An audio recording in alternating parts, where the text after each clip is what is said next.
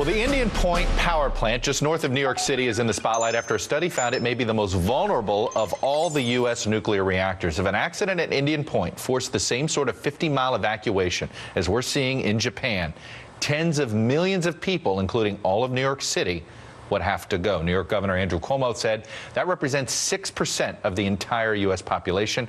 Congressman Eliot Engel represents the district just south of the plant and has been calling for quick action. Congressman Engel, when you say you want quick action, what do you want? Do you want a temporary shutdown of the facility? I would like a permanent shutdown of the facility. I was the first congressman 8 or 9 years ago to call for the closing of Indian Point. It's old, it's antiquated. The Nuclear Regulatory Commission has just said that it is the most vulnerable nuclear power plant in the entire country. It's within a 25-mile radius of New York City, and there are 25 million people living within a 50-mile radius of the plant. It's perpetually leaking. There are all kinds of problems with it, and yet the company that runs it wants a 20-year extension. And I think in view of what's happened in Japan, I think we need to be very, very careful. How are you going to replace the power? What is it? 30% of New York City gets its power from this plant. Well, that's a question. We've heard 30, we've heard 20, we've heard some estimates that say it's as low as 4 or 5%. So you don't believe the number of 30%? I don't believe the number of 30%, and I do think where there's a will, there's a way that it can easily be replaced. I'm not against nuclear power, but I do think, and I do know, that if it was being cited today, there's no way they would build this nuclear power plant so close to New York City on 2 major fault lines, which we now find out, which we didn't know before.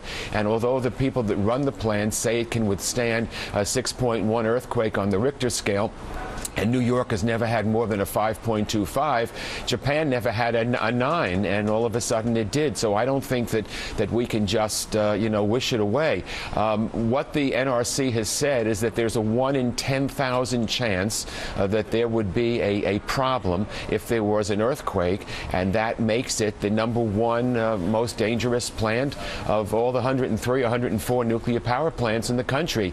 I've introduced legislation, along with my colleague Nita Lowy, to make sure that when a nuclear power plant is going to be relicensed, that the same stringent rules would apply as if you were just building the power plant to begin with. And we're also calling for hearings on the Energy and Commerce Committee, of which I'm a member, to make sure that we examine these things very, very carefully. This is very, very serious.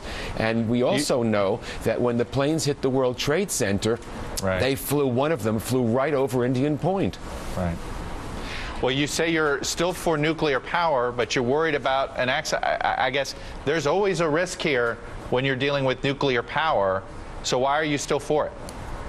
Well, I think that we need to have a balanced energy policy in the United States if we're going to wean ourselves off of foreign oil. But I do think nuclear power plants should not be sited in major metropolitan areas. And this nuclear power plant of all the 104 is the closest to any major metropolitan area, and we're talking about the #1 populated metropolitan area. So I think that there are ways to site nuclear power plants in less densely populated areas, certainly not near New York City. That is just ridiculous. All right. Congressman Eliot Engel, congressman from the New York City area, thank you for joining us this morning. Thank you, Chuck.